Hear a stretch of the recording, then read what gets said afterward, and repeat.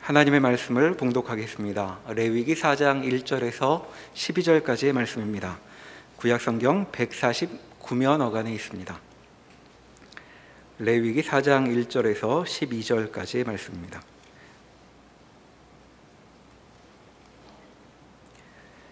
여호와께서 모세에게 말씀하여 이르시되 이스라엘 자손에게 말하여 이르라.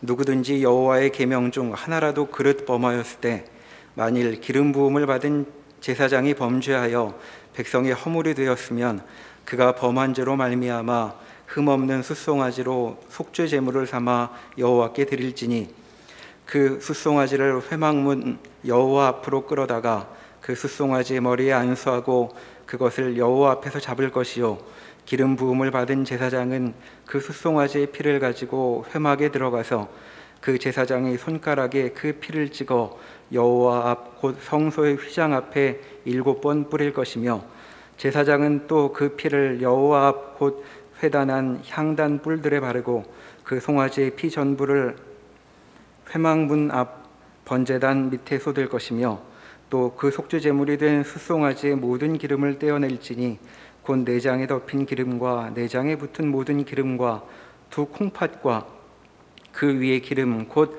허리 쪽에 있는 것과 간에 덮인 꺼풀을 콩팥과 함께 떼어내되 화목제 제물의 소액에서 떼어냄같이 할 것이요 제사장은 그것을 번제단 위에서 불사를 것이며 그 숫송아지의 가죽과 그 모든 고기와 그것의 머리와 정강이와 내장과 똥 곧 그 송아지의 전체를 진영 바깥 재버리는 곳인 정결한 곳으로 가져다가 불로 나무 위에서 사르되 곧 재버리는 곳에서 불사를 지니라. 아멘. 레위기를 보면 3장까지 세 가지 제사에 대한 가르침이 나왔습니다. 각각 번제, 소제, 화목제라 불리는 제사들이었는데 이 제사들은 여호와께 향기로운 냄새가 되는 제사라는 점에서 공통점을 지니고 있었습니다. 하나님의 진노를 진정시켜서 이스라엘이 하나님께 나아올 수 있게 하고 그리고 하나님과 동거하는 것이 얼마나 복된 것인지를 가리킨다는 점에서 이 제사들은 이스라엘의 삶의 근간이 되는 일이라고 할 수 있습니다. 이제 4장으로 넘어오면 단락이 바뀌면서 네 번째 제사가 등장하고 있습니다. 이 제사에 대한 설명은 누가 제사를 드리는가에 따라 내용이 구분됩니다. 3절에 보면 먼저 기름 부음을 받은 제사장이 제사를 드리는 경우가 나오고 13절로 내려가 보시면 레위기 4장 13절에 이스라엘 온 회중이 제사를 드리는 경우가 이어집니다. 그리고 22절에 보면 족장이 제사를 드리는 경우, 그리고 마지막 27절에 보면 평민의 한 사람이 제사를 드리는 경우가 이제 설명되고 있습니다. 그러면 이 사람들이 왜 제사를 드리는가? 그 이유가 2절에 나오지요. 본문 2절을 다시 보시면 이스라엘 자손에게 말하여 이르라. 누구든지 여호와의 계명 중 하나라도 그릇 범하였을 때라고 되어 있습니다. 계명을 그릇 범하였을 때가 이 제사를 드리는 상황입니다. 그러니까 이 제사는 하나님의 뜻을 어겼을 때, 곧 죄를 지었을 때 드리는 일이었습니다. 방금 살펴본 그 제사를 드리는 사람들의 나열 순서는 전체 공동체에 과연 죄의 파급 효과가 얼마나 큰가에 따라 나열된 것이라고 말할 수 있겠습니다. 처음 나왔던 3절의 기름 부음을 받은 제사장은 아마도 대제사장으로 보이는데 그는 하나님과 이스라엘 전체를 중재하는 역할을 맡고 있었죠. 그러니까 그가 죄를 지으면 그 영향이 공동체 전체에 퍼지게 되는 것입니다. 두 번째 나와 있는 이스라엘의 온 회중의 경우에는 당연히 죄가 이스라엘 전체에 영향을 주겠죠. 그러니까 파급 효과가 제사장의 경우와 마찬가지라고 말할 수 있겠습니다. 한편 이어지는 족장과 평민 한 사람의 경우는 같은 죄를 지어도 파급 효과가 더 제한적이라고 말할 수 있겠죠. 그런데 이 제사는 이렇게 파급 효과에 따라 제사를 드리는 경우를 분류하면서도 그 영향력이 어떻든지 간에 누구든 죄를 지으면 반드시 이 제사를 지내야 한다라고 지시하고 있습니다. 자, 앞에 세 제사들은 사람이 마음에 원함이 생길 때 드리는 그런 제사였는데 반해서 이 네 번째 제사는 죄를 지었을 경우라면 반드시 행해야 한다는 의무적인 성격을 갖고 있는 특징을 지닙니다. 그러니까 이스라엘의 삶에 있어서 죄라는 문제가 얼마나 심각하게 취급되고 있는 것인지를 우리가 이 제사제도의 제정을 통해 확인하게 되는 것입니다. 그러면 이 제사가 드려지는 상황이 어떠한 것인가 좀 더 이어서 살펴보겠습니다. 자, 2절에서 방금 그 상황을 언급했는데 이에 대해서는 아래 구절들이 좀 더 상세하게 다시 언급하고 있습니다. 제일 아래 경우인 네 번째 경우부터 보면 27절에 가보시겠습니다. 4장 27절에 보면 만일 평민의 한 사람이 여호와의 계명 중 하나라도 부지 중에 범하여 허물이 있었는데 그가 범한 죄를 누가 그에게 깨우쳐 주면이라고 상황을 설명합니다.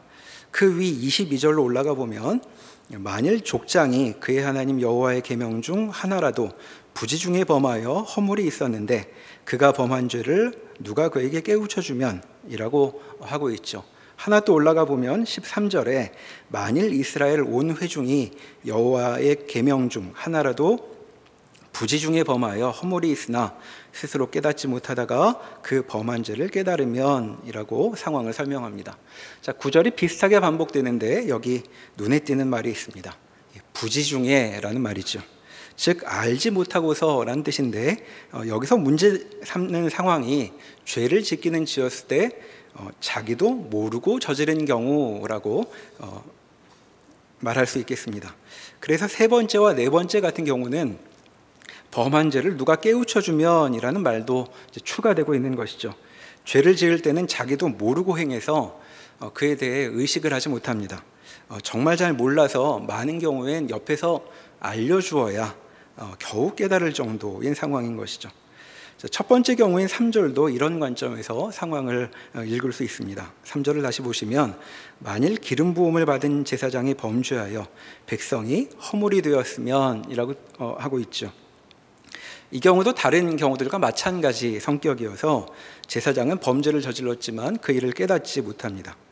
자, 백성이 허물이 되었으면 이라는 단서가 이어지고 있는데 이 말은 백성이 그 백성들에게 그 허물이 드러났으면 또 혹은 백성이 그 허물을 알게 되었으면 이라고 옮기면 상황이 더 잘 이해될 수 있습니다.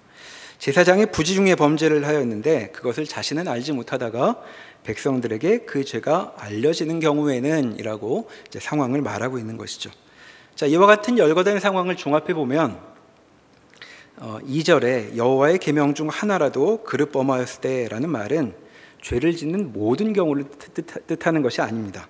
고의성이 없는 경우, 곧 자기도 모르고 무심코 부주의하게 죄를 저지른 경우를 뜻하는 것이죠. 그래서 흔히 이 제사를 1절 윗부분의 소제목에도 있는 것처럼 속죄제라고 부르는데 이 명칭에는 오해의 소지가 있습니다. 왜냐하면 이 제사는 이스라엘이 저지를 수 있는 모든 죄와 관련된 제사가 아니기 때문이죠. 부지 중에 저지른 죄에 대한 제사입니다.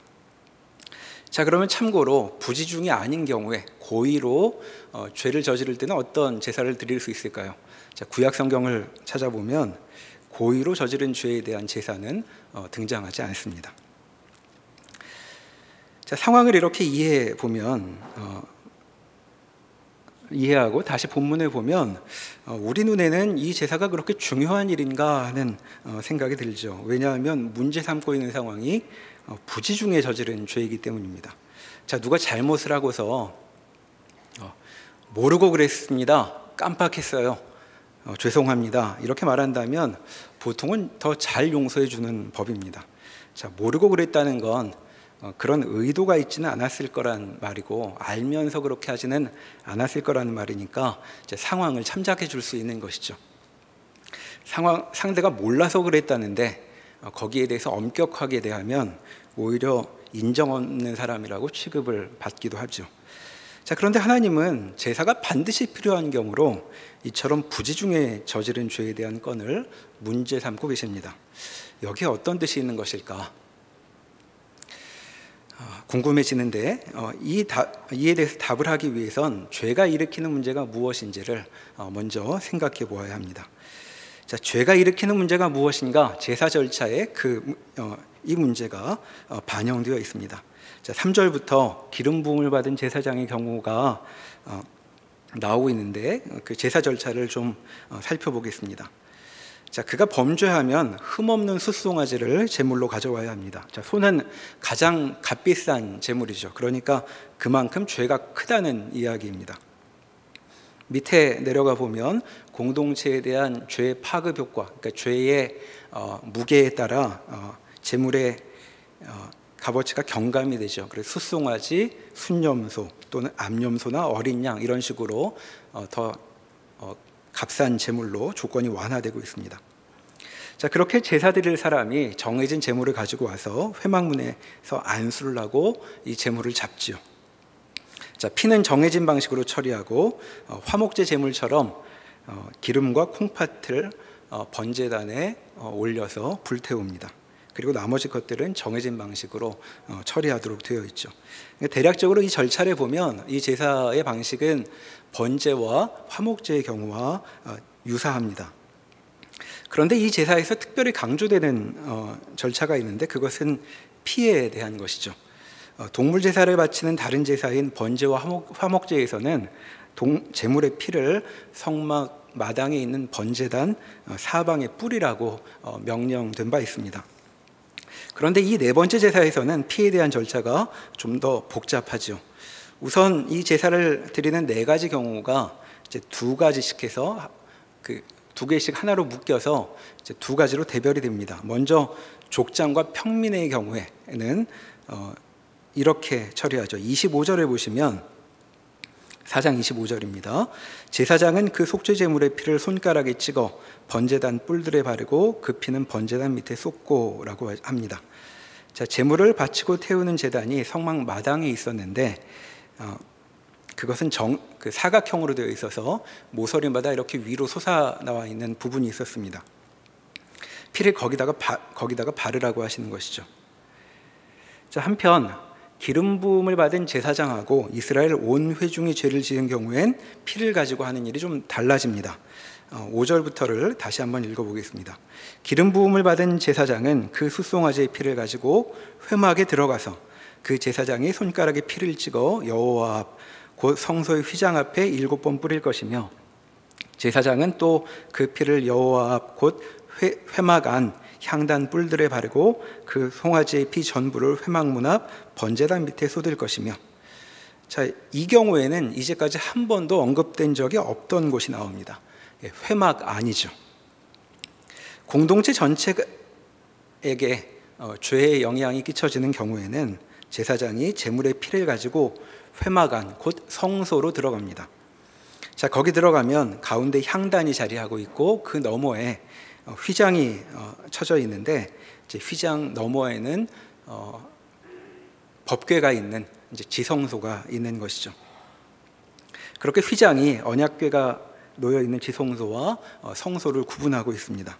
자, 제사장은 성소에 들어가서 그 지성소를 가리고 있는 휘장을 향해서 손가락에 제물의 피를 묻혀 7번을 뿌립니다. 그리고 아마도 돌아서서 뒤에 있는 향단을 향해 서서 역시 향단도 사각형으로 되어 있는데 그 귀퉁이에 있는 뿔에 피를 바르는 것입니다. 남은 피는 다른 경우와 마찬가지로 가지고 나와서 다시 마당에 있는 번제단 밑에 이제 쏟게 되죠.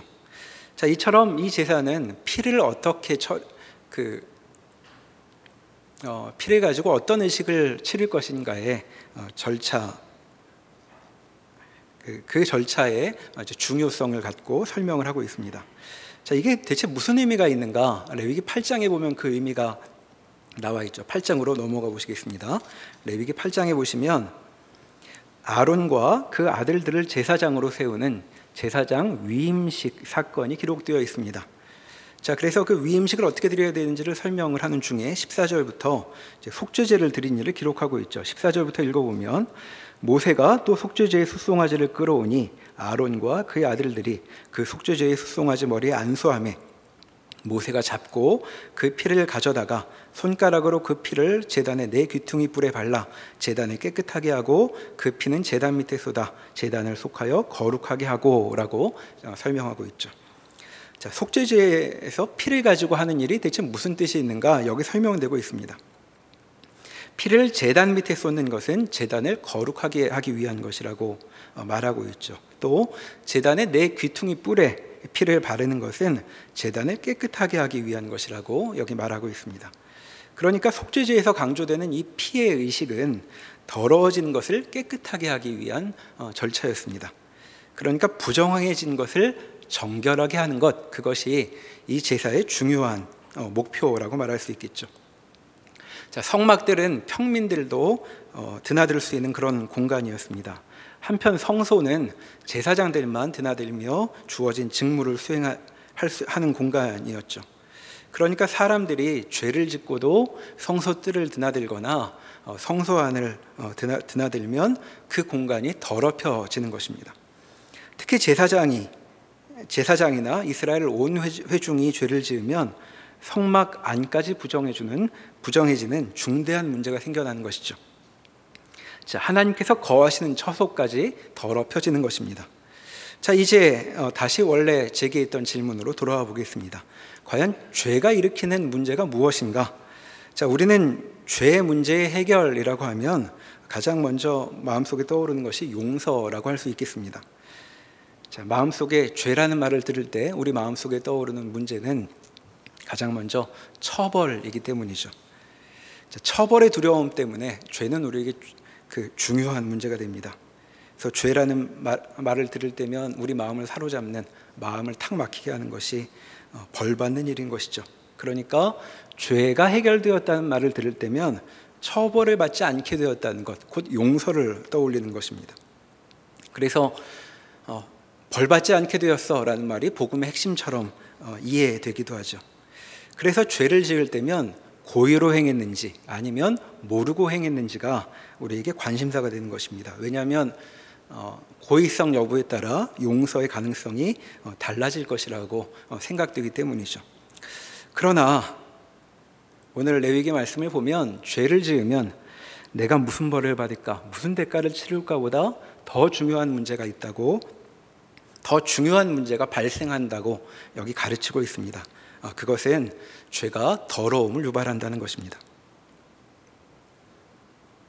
여기 레위기가 가르치듯 하나님의 거룩한 처소를 부정하게 만들죠. 그러니까 이건 우리 생각과는 다른 방식으로 아주 중대한 문제를 일으키고 있는 것입니다. 지금 이 레위기가 말하고 있는 것은 성소에 무슨 더러운 것이 묻고 말고 하는 그 정도의 이야기가 아닙니다. 이스라엘은 언약을 맺음으로써 하나님이 함께 하실 때에만 지탱되는 그런 특별한 삶을 살게 되었습니다. 그러니까 그분이 거하시는 처소가 더럽혀진다는 것은 삶의 중심이 더럽혀진다는 뜻이 되고, 하나님은 더 이상 이들과 함께 하시지 않게 될 때에 이들의 세상은 그 중심부터 붕괴하기 시작하는 것이죠. 그러니까 그들의 삶 전체가 하나님의 임재를 감당할 수 없는 거룩하지 않은 부정한 곳이 되는 것입니다. 그래서 죄 문제에 직면할 때 가장 먼저 해결해야 하는 중대한 문제는 부정함이라고 말할 수 있겠습니다. 자, 이것은 죄를 의도적으로 저질렀느냐 아니냐에 상관없는 것이죠. 의도가 어떻든 더럽혀지기 때문입니다. 자, 이런 점에서 죄란, 성경이 문제 삼고 있는 인간의 잘못이란 용서로 깔끔하게 정리되는 문제가 아니라고 말할 수 있겠습니다. 처벌을 받느냐 아니냐는 오히려 부차적인 문제라고까지 말할 수 있는 것이죠. 자, 우리는 앞에서 누가 잘못을 저지를 때 모르고 그랬어요 이렇게 말하면 아량을 베풀어 용서해 주기 쉬운 법이라고 말했습니다. 아마도 이런 식의 말을 가장 많이 하는 경우가 자녀들이 부모에게 하는 말이겠죠. 몰랐어요, 모르고 그랬어요 이렇게 말하면 변명뿐일 수도 있지만 대체로 부모님들은 아이가 진심을 이야기하는 것이라고 이제 넘겨줍니다. 그래서 주의를 주고 용서를 해주죠. 그런데 그렇다고 문제가 해결되는 것은 아닙니다. 아이는 정말로 모른 채로 억대도 넘는 자동차 옆을 못으로 긁을 수도 있습니다. 그리고 정말 모르고 불장난하다 집을 다 태워버릴 수도 있죠. 아이를 용서하는 것하고 망가진 자동차, 불타버린 집은 다른 문제입니다. 아이가 벌을 받느냐 아니냐도 사실 그 다음 문제라고 말할 수 있겠죠. 죄의 위험성이란 바로 이러한 것입니다. 죄는 이렇듯 우리가 몸담고 사는 세계를 망가뜨려 놓고 붕괴시키는 것이죠. 그래서 이 제사로 세계를 바로잡는 일, 곧 정결이라는 주제, 그리고 부정으로부터의 회복이라는 주제가 여기서 중요하게 다뤄지고 있는 것입니다. 그런데 이 제사의 의미는 그저 장소적인 정결, 공간의 회복 정도의 문제로 그치는 것이 아닙니다. 왜냐하면 이 제사는 제사를 드리는 사람 마음속의 문제로 넘어가고 있기 때문이죠. 4장에서는 주로 제사 절차를 설명하고 있는데 5장 첫 부분에 가보시면 마치 사례를 제시하듯이 이 제사가 필요한 몇 가지 경우를 예시하고 있습니다. 제가 5장 1절부터 몇 절 읽어보겠습니다. 만일 누구든지 저주하는 소리를 듣고서도 증인이 되어 그가 본 것이나 알고 있는 것을 알리지 아니하면 그는 자기 죄를 져야 할 것이요 그 허물이 그에게로 돌아갈 것이며, 만일 누구든지 부정한 것들 곧 부정한 들짐승의 시체나 부정한 가축의 사체나 부정한 곤충의 사체를 만졌으면 부지중이라고 할지라도 그 몸이 더러워져서 허물이 있을 것이요, 만일 부지 중에 어떤 사람이 부정에 닿았는데 그 사람의 부정이 어떠한 부정이든지 그것을 깨달았을 때에는 허물이 있을 것이요, 만일 누구든지 입술로 맹세하여 악한 일이든지 선한 일이든지 하리라고 함부로 말하면 그 사람이 함부로 말하여 맹세한 것이 무엇이든지 그가 깨닫지 못하다가 그것을 깨닫게 되었을 때에는 그중 하나에 그에게 허물이 있을 것이니. 4절까지 읽었습니다.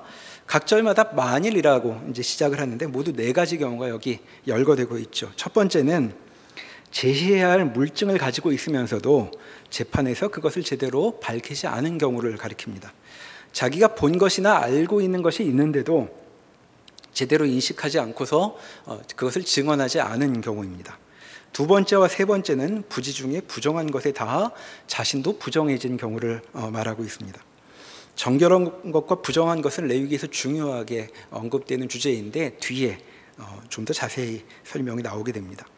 네 번째는 생각 없이 함부로 맹세했던 일을 나중에 깨닫게 되는 것입니다. 어느 경우든 그렇게 하는 중에 자기 행동의 의미를 깨닫지 못하고 있는 경우들입니다. 그래서 이런 표현들이 반복이 되죠. 3절이나 4절에 보면 그것을 깨달았을 때에는 허물이 있을 것이요, 그가 깨닫지 못하다가 그것을 깨닫게 되었을 때에는 그에게 허물이 있을 것이니 라는 말씀이 나옵니다. 깨닫게 되었을 때 허물이 있다고 말하고 있습니다. 그런 행동을 한 것을 모르고 있다가 나중에야 그것을 알아차리고는 내가 죄를 지었구나, 이제 이렇게 된다는 것이죠. 그럴 경우에 어떻게 해야 하는가? 5절과 6절에 나옵니다. 이 중 하나에, 앞에 나와 있는 그 4가지 경우 중에 하나에 허물이 있을 때에는 아무 일에 잘못하였노라 자복하고 그 잘못으로 말미암아 여호와께 속죄제를 드리되 양떼의 암컷 어린 양이나 염소를 끌어다가 속죄제를 드릴 것이요. 나중에 자신의 허물을 알게 되면 잘못하였노라 자복하고 이 4번째 제사를 드리라는 것입니다. 그런데 우리는 이 제사를 드리는 상황을 좀 곰곰이 생각해 볼 필요가 있습니다. 우리가 이런 상황에 처했다고 상상을 해보면 제사를 드리는 일이 그렇게 자연스러워 보이지 않습니다. 왜냐하면 새삼스럽게 느껴지기 때문이죠. 왜냐하면 그런 일이 있었는지 모르고 지금 시간이 많이 흘렀기 때문입니다. 제사를 드리면 이미 지나간 일을 굳이 수면으로 끌어올리는 일이 되죠. 이럴 때 우리는 뭐라고 부르냐면 생뚱맞다고 보통 표현합니다. 말이든 행동이든 적절할 때가 있는 법이죠. 무슨 말을 하려면 그에 어울리는 화제가 지금 있을 때에 말을 꺼내야지, 지나간 이야기를 새삼스럽게 꺼내면 사람들이 저 얘기를 대체 지금 왜 하나 이렇게 생각을 합니다. 또 일도 때에 맞춰 대응해야 맞는 법입니다. 지나간 다음에 처리하겠다고 하면 우리는 버스 지나간 다음에 손 흔든다 이런 말을 써서 어울리지 않는 상황을 말하기도 하죠. 더욱이 이 제사를 드리려고 하면 좀 두려움도 걱정도 생깁니다. 왜냐하면 내가 이 제사를 드린다고 한다면 주위에서 나를 어떻게 볼까 이런 생각을 하게 되기 때문이죠. 제사를 드리는 바람에 그동안 묻혀있던 것을 굳이 꺼내게 되고 공개적으로 시인하는 꼴이 됩니다. 그러니까 굳이 지난 사건을 떠올리지 않는다면 이 제사는 드릴 일이 없습니다. 조용히 지나가면 아무도 모르고 사람들의 주목을 받을 필요도 없는 것이죠. 그런데 하나님께서 이렇게 생뚱맞고도 불편한 일을 행하라고 지금 말씀하고 계신 것이죠. 하나님은 왜 다 지나간 일을 굳이 꺼내라고 하시는 것인가? 죄가 문제가 된다는 점은 앞에서도 살펴본 것처럼 이스라엘의 특별한 성격 때문이었습니다. 바로 앞에서 나온 세 번째 제사인 화목제에서 하나님은 이스라엘을 고기로 배불리시겠다고 이제 말씀하셨었죠. 그러니까 이스라엘로 살아가는 삶은 풍성하고 복된 것이라고 세 번째 제사가 가르쳤던 것입니다. 그런데 이스라엘은 배만 부르면 되는 삶으로 부름받은 것은 아니었죠. 자, 이들은 언약 백성으로서의 독특한 삶의 책임이 있었습니다. 자, 레위기 11장에 보면 우리도 잘 아는 유명한 말씀이 나옵니다. 나는 너희 하나님이 되려고 너희를 애굽 땅에서 인도하여 낸 여호와라. 내가 거룩하니 너희도 거룩할지어다 라는 말씀을 하고 있죠. 자, 이스라엘의 삶은 그저 눈에 보이는 번영이나 성취 같은 것으로 가늠할 수 있는 것이 아니었습니다. 그들은 아마도 다른 나라에서라면 별로 신경도 쓰지 않은 그런 문제를 마주하며 살아야 했던 것이죠. 그것이 거룩함, 죄에 대한 문제였습니다.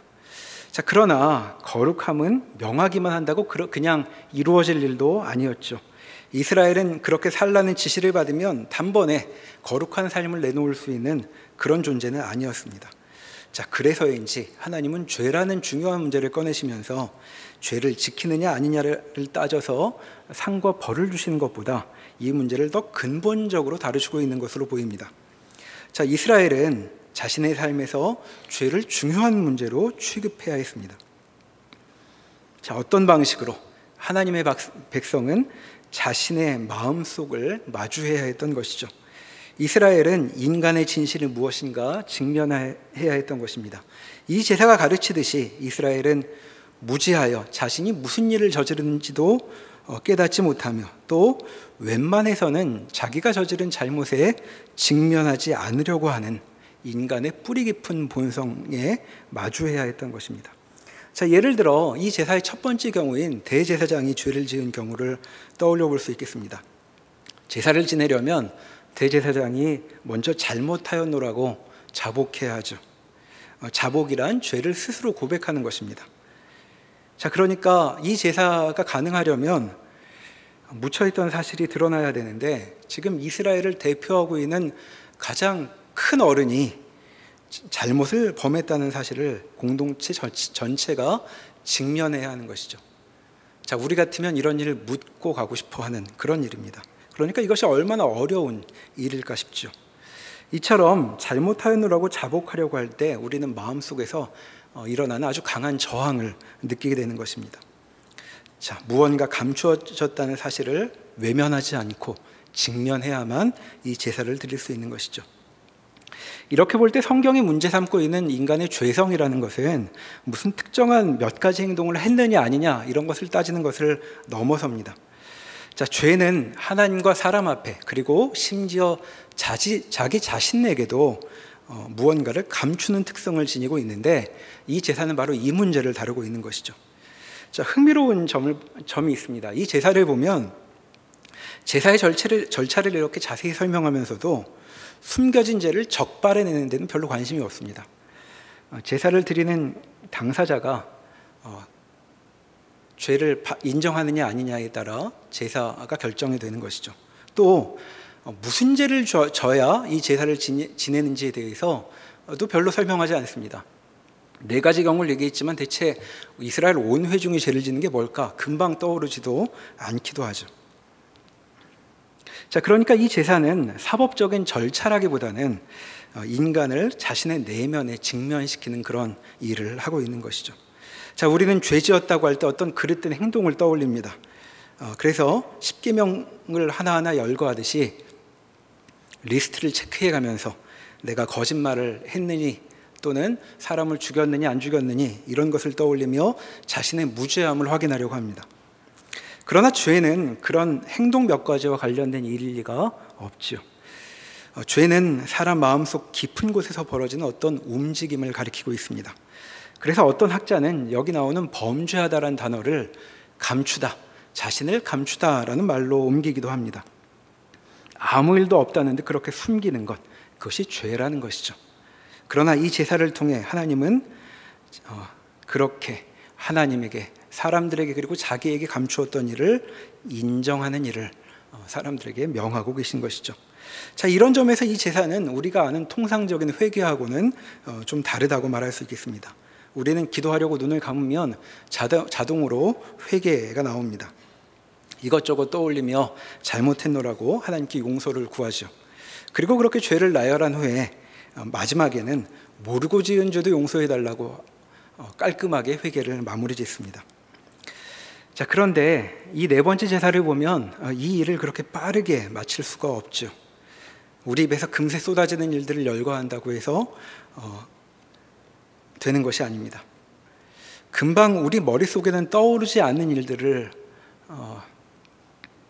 직면하고 그에 대해 자복할 수 있을 때에야 이 제사를 드릴 수 있기 때문입니다. 그러니까 회개를 하려면 생각을 많이 해야 합니다.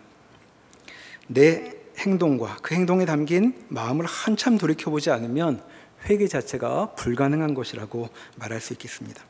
그러니까 하나님은 지금 우리에게 죄 문제를 중요하다고 말씀하시면서 벌을 주느니 마느니 그 문제를 먼저 거론하기를 원하지 않으시는 것이죠. 자, 그러면 아까 했던 질문을 다시 해보겠습니다. 왜 하나님은 다 지나간 일을 굳이 다시 꺼내려고 하시는 것인가? 이토록 어려운 일을 왜 굳이 죄인들에게 하라고 하시는 것인가? 생각해 보도록 하겠습니다. 자, 생각지도 못한 잘못을 나중에 한참 만에 깨닫게 된 경험이 있으시다면 한번 그 일을 떠올려 보시면 좋겠습니다. 전혀 생각하지도 못했던 잘못을 깨닫게 되었을 때 우리 마음에는 어떤 느낌이 들까요? 기가 막힐 것입니다. 내가 그 정도인 줄은 몰랐는데, 다 잘 되어가는 줄 알았는데 진실은 그게 아니었다니, 이게 대체 무슨 일이란 말인가 하는 것이죠. 자, 평생 자식들에게 수고하며 정성을 다 기울였는데 나중에 다 큰 자식들이 속마음을 털어놓습니다. 평생 부모 때문에 이를 갈며 살았노라고. 평생 직장을 다니며 밑에 사람들한테 잘해주려고 그렇게 신경 쓰며 살았는데 퇴직하는 날 사람들이 만세를 부릅니다. 드디어 떠나갔다고. 자, 이런 일을 겪으면 온몸에 힘은 빠지고 어깨는 축 처지고 우리 눈은 초점을 잃어버릴 것입니다. 모든 게 순조롭게 잘 되어가는 줄 알았는데 알고 보니 엉망진창이었던 것이죠. 그리고 이젠 바꿔볼 기회도 없습니다. 너무 오랫동안 그런 줄도 모르고 살아왔기 때문이죠. 자, 이런 망연자실함에 빠지는 우리는 어떻게 하면 좋을까? 하나님께서 이런 우리를 바라보시고 말씀하십니다. 이렇게 처참하고 당황스러운 처지에 놓인 자들에게 하나님은 자복하고 제사를 드리라고 말씀하고 계신 것이죠. 그렇게 하면 제사장이 그 허물을 위하여 속죄할 것이라고 말합니다. 자, 속죄라는 말은 회복이라는 말입니다. 그러니까 회복될 수 있다고 말씀하고 계신 것이죠. 자, 5절 이하로 다시 가보면 이 제사를 어떻게 드려야 하는지 절차가 다시 나오고 있습니다. 자, 4장 끝에 나왔던 평민의 경우를 이어서 지금 말하고 있는 것인데 6절에 보면 제물은 암컷 어린 양이나 염소였습니다. 그런데 얘기가 좀 더 이어집니다. 7절에 보면 만일 그의 힘이 어린 양을 바치는 데에 미치지 못하면 그때는 산비둘기 2마리나 집비둘기 새끼 2마리를 바칠 수도 있습니다. 자, 11절로 또 내려가 보면 만일 그의 손이 산비둘기 2마리나 집비둘기 2마리에도 미치지 못하면 그때는 고운 가루 10분의 1 에바를 바치라고 말씀하고 있습니다. 자, 10분의 1 에바는 2리터 정도 되는 것입니다. 자, 가진 게 없어서 제사를 못 드리는 경우는 없게 만드는 것이죠. 앞에서 말한 것처럼 이 제사가 의무적인 성격을 띠고 있다는 점을 여기서 다시 한번 확인하게 됩니다. 그런데 더 중요한 사실이 있습니다. 지금 여기 이 이어지는 절차에서 말하고 싶은 것은 그저 헌제자의 재산 상황만이 아니기 때문입니다. 자, 밑으로 내려갈수록 지금 상황이 여의치 않아지고 있죠. 이 점이 계속 강조되고 있습니다. 이게 무슨 뜻일까요? 인생이 내려앉아서 가진 게 밀가루 한 통밖에 없는 그런 처참한 몰골이 된 것입니다. 자, 그런데 그럴 때에도 제사를 드릴 수 있다고 말씀하고 있는 것이죠. 자, 제사를 드릴 수 있다는 것은 회복할 수 있다는 말입니다. 어떤 여의치 않은 경우에도 문은 열려 있는 것이죠. 자, 자신의 모습에 직면하며 도무지 희망이 없구나 하고 실감하게 될 때, 그래서 말 그대로 절망에 빠져서 어디에도 붙잡을 것이 없게 되는 그런 상황에서도 파국에 이르지 않을 것이라고 하나님께서 이 제사로 가르치고 계신 것입니다.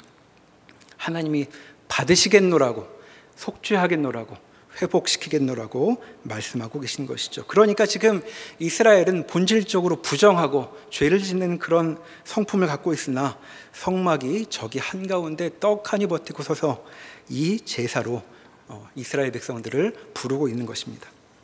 자, 이후 이스라엘 역사를 보면 이 모든 관계를 무너뜨리고 하나님의 영광이 성전을 떠나기까지 한 일이 기록되어 있습니다. 에스겔서에 보면 그가 환상을 보죠.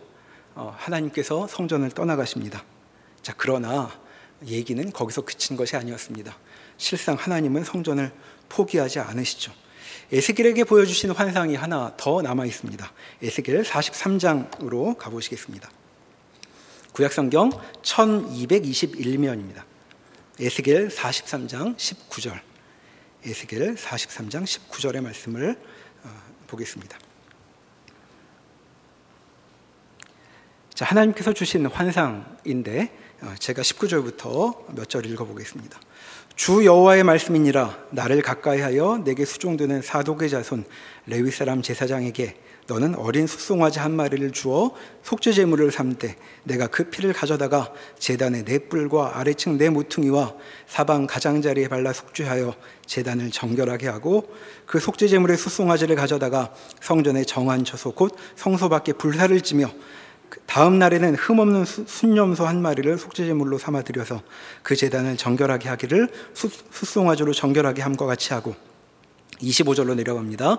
7일 동안은 매일 염소 한 마리를 갖추어 속죄제물을 삼고 또 어린 숫송아지 한 마리와 때 가운데에서 순양 한 마리를 흠없는 곳으로 갖출 것이며 이같이 7일 동안 제단을 위하여 속죄제를 드려 정결하게 드릴 것이요. 자, 앞에 네 경우에 나와 있던 제사를 여기 한 번에 몰아서 계속 드리고 있습니다. 7일 동안 여러 날을 걸쳐 이 제사를 계속하고 있죠. 자, 이것이 무슨 뜻일까요? 하나님께서 성전마저 포기했던 이스라엘을 하나님은 포기하지 않으신다는 뜻입니다. 하나님은 떠나가지 않으십니다. 하나님의 처소는 다시 자리 잡을 것이고 이스라엘의 한복판에 당당히 세워져 영원토록 있을 것이라고 여기 말씀하고 있습니다. 자, 이 일이 어떻게 실현되었을까요? 이것이 실현된 것이 그리스도께서 이 땅에 임하신 사건입니다. 우리가 우리의 죄성에 직면하여 당황하고 절망할 때 도무지 보고 싶지 않았던 그것을 굳이 직면하여 바라보게 될 때 우리는 그때 하나님께 고개 숙여 자복한다면 우리의 죄를 용서받고 회복될 수 있을 것입니다. 이 길이 우리에게 여전히 지금도 열려 있다고 복음이 우리에게 가르치고 있습니다. 기도하시겠습니다. 하나님, 참 변변하지 않은 백성들을 주께서 구별하여 내시고 그들은 상상하지 못했던 거룩한 삶으로 부르시고 있습니다. 그들은 죄를 저질러 하나님 앞을 더럽히고 하나님의 거룩함을 손상시킬 것입니다. 그러나 주께서 이들을 버리지 아니하시고 새로운 제사로 이들에게 회복의 기회를 주고 계십니다. 이런 일이 우리에게도 벌어져서 우리가 이 자리에 모여 있습니다. 하나님, 우리 인생에 어떤 문이 열려 있는 것인가 잊지 않고 살아가게 하여 주십시오. 때로 우리의 마음을 직면하기 싫어 외면하며 돌이키려고 할 때 주께서 말씀하신 것처럼 우리의 진실에 용기를 내어 마주하게 하시고 그 일을 통하여 회복되는 복된 경험을 하는 자리까지 저희를 인도하여 주시옵소서. 예수님의 이름으로 기도합니다. 아멘.